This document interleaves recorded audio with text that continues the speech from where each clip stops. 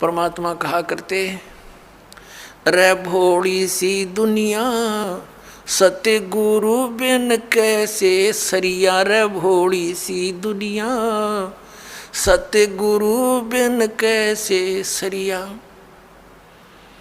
अपने लला के बाल उतरवा वह देख के चीना लग जइया।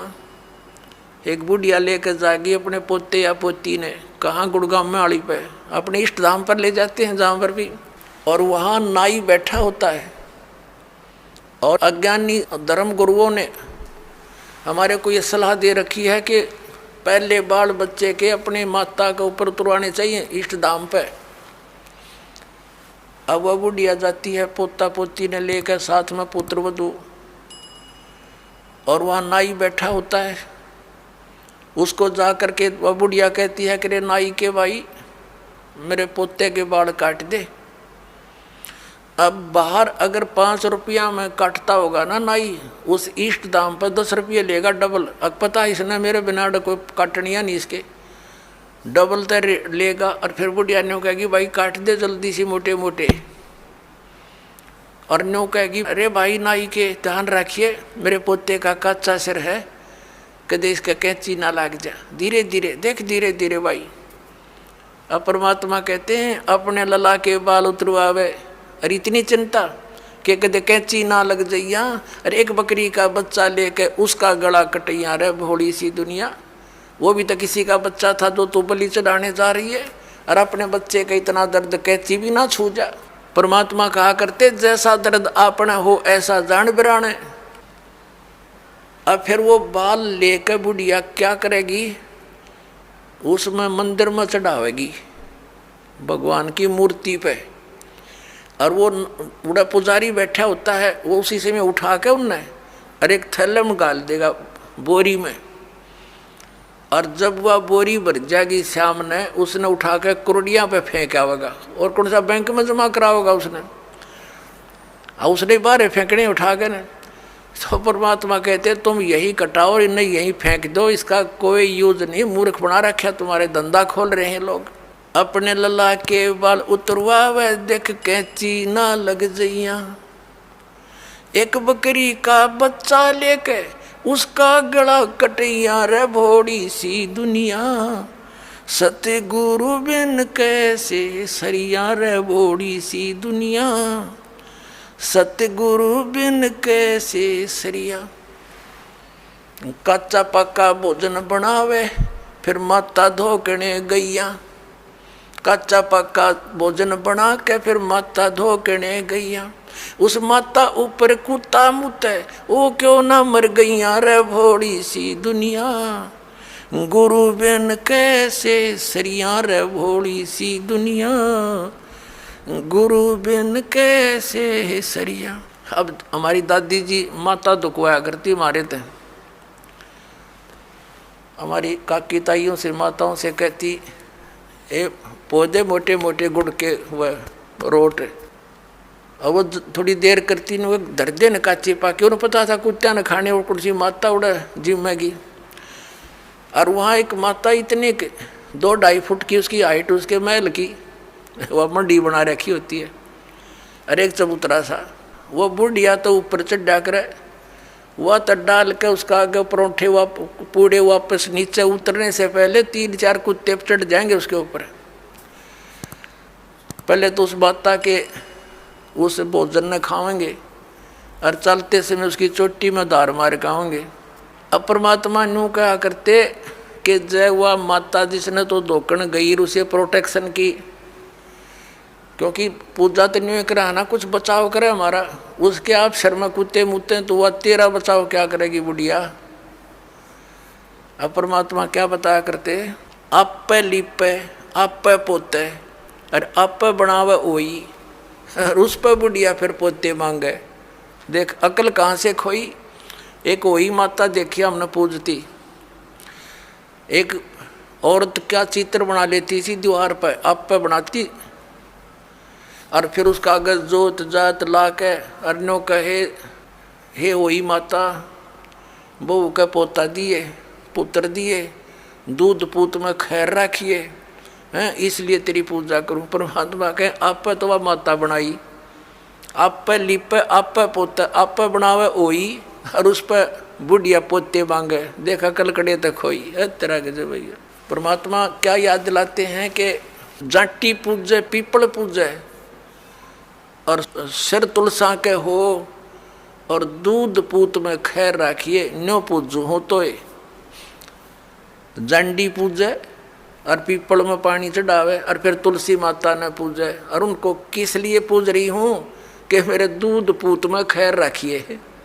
बता अकल देखो हमारी। ये हमारे धर्म गुरुओं की गाइडलाइन थी हमारे को। ये शास्त्र विदिता का मनमान्य साधना करवा कर सारे भूत बनवा दिए। फिर क्या बताते हैं परमात्मा, जीवित बाप के लट्ठम लट्ठा और मुए गंग पुचैया, और जब आवे आसुज का महीना, और वो कौवा बाप बनैया रे बोड़ी सी दुनिया। सतगुरु बिन कैसे सरिया। जैसे जीवित बाप के साथ तो खेचा तानी रखे नकम्मी आत्मा है, और मरने के बाद फिर उसकी गति के लिए चलेंगे कहाँ से। देखो पुण्यात्माओं, ये हमारे धर्म गुरु कहाँ से गति कराने लगते हैं मृत्यु के उपरांत। पहले तो यूँ कहेंगे कि अस्थि उठाओ और गंगा में प्रवाह कराओ, इसकी गति हो जाएगी। अच्छा क्या करते हैं, एक व्यक्ति नाम ना लेवा था, उसकी पत्नी ने नाम ले रखा था, और वो वैसे उसका अपनी पत्नी को मना नहीं करता था, ज्ञान से बहुत कुछ परिचित भी था, लेकिन उसके सामने एक बात आती कि मेरा पिताजी की मृत्यु होगी और मैं यदि गंगा में अस्थि नहीं डालकर आया तो फिर मेरी आत्मा नहीं मानेगी, तो मैं इसलिए नाम नहीं लूं। एक दिन वो बता रही थी उसकी पत्नी कि मेरे तायसरे की मृत्यु होगी, यानी उसके ताऊ की, और वो लेकर गए उसकी अस्थियों को गंगा घाट पे। वहाँ बैठे वो पांडे, और वहाँ इन्होंने अपने अक्षेत्र बांट रखे हैं कि ये मेरे अक्षेत्र का, ये मेरे अक्षेत्र का। जाते ही पूछ लेते कहाँ से आए जी, वो बता दिया जी ऐसे ऐसे सोनीपत से आए। अच्छा अच्छा आज तुम हमारे हो वो पकड़ ले गए। तो वहाँ जाकर उसने देखा, खोल कर पिछला सारा इतिहास बता देते हैं। तो क्या बोले वह, नो बोले यजमान इब कद बहुत दिन माए रे तेरा गजब भैयो। अब वो कह रही थी कि वो बतावा था उसका पति कि मेरा माथा ठंड क्या किया, दुश्मन तो इनो बाट देखा हम रोज मरा, इनो क्या इब कद बहुत दिन माए गति करान।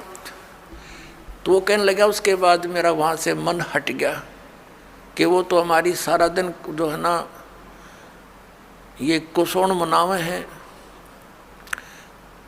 अपने आत्माओं की गति करवा दी कि गंगा में अस्थि डलवा दी, होगी गति। फिर कहें 13वीं करो। 13वीं किस लिए कि गति कराने खातिर। अच्छा वह 13वीं भी कर दी। फिर कहें अब इसके सरहद निकालो। पहले प्रत्येक महीने किया करते, फिर छठे महीने और बड़ा व्यवस्था करते थे, और फिर 1 वर्ष के बाद वो कंप्लीशन होता था, उसका समापन करते थे। 1 साल में पूरे वर्ष लगे रहते थे गति कराने। और फिर क्या करते हैं, परमात्मा कहते हैं प्रेत शिला पैजा बिराजे पितरों पिंड भराई। फिर पिंड भरवा दो, पितरों की मुक्ति हो जाएगी।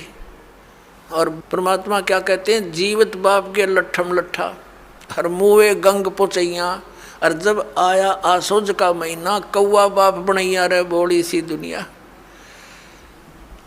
अब फिर आगे श्राद्ध के समय आसुज का महीना। तो जिस तिथि को कोई घर का सदस्य मृत्यु को प्राप्त होता है तो हमारे धर्म गुरु वो तिथि नोट कर लेते हैं। आसोज के महीने में अमावस्या से लेकर पूर्णमासी तक उस किसी भी तिथि को मृत्यु होती है तो उस दिन विशेष कार्यक्रम करते हैं, श्राद्ध निकालते हैं। और सबसे पहले क्या करते हैं, वो बना कर भोजन ऊपर रखते हैं छत पे, और उसी समय कौवे आकर खा जाते हैं। तो वो क्या कहते हैं हमारे धर्मगुरु, देखो भोग लग गए तेरे पिताजी, हो सकता कौआ बन रहे हो। अरे भले आदमियों, गति करान लागे थे, कौआ बना के छोड़ दिया। ये है इनके साधन। अब परमात्मा कहते हैं प्रेतसला पे जा विराजे पेत्रो पिंड भराई, और बहुत सरहद खान को आए काग बने कलमाही। आगे क्या बताते हैं, जय सतगुरु की संगत करते सकल कर्म कट जाई, अमरपुरी पर आसन होते जहां धूप ना छाई। अब क्या बताते हैं, जय सतगुरु की संगत करते, सतगुरु मिल जाते तो ये सारे कर्मों तो पीछा छूट जाता, ना श्राद्ध निकालने, ना भूत बनना, ना कौवे और पशु की योनियों में जाना। और फिर क्या होता, अमरपुरी पर, अमरपुरी जिस स्थान का कभी नाश ना हो, सतलोक सनातन परम धाम की प्राप्ति हो जा, जब सतगुरु मिल जा तो और ये झंझट मिट जा सारे। और ये हमारे गुरु जी धर्म गुरु ने कहा श्राद्ध तो अवश्य निकालना चाहिए, इन्हें तो हमारे कर्म बिगड़वाण का ठेका ले रखा था। पुण्यात्माओं, पवित्र हिंदू धर्म के जो सदग्रंथ हैं, पवित्र चारों वेद और पवित्र श्रीमद् भगवद गीता, और पांचवा वेद जो परमात्मा कबीर जी की वाणी जो उनके मुख कमल से बोला गया, उसमें कंप्लीट ज्ञान है, सभी सदग्रंथों का सारांश है। वो तो इनके हाथ नहीं लगा, क्योंकि संस्कृत के ज्ञाताओं ने वो तो रिजेक्ट कर रखा था। कबीर साहब की वाणी तो एक अशिक्षित की वाणी है,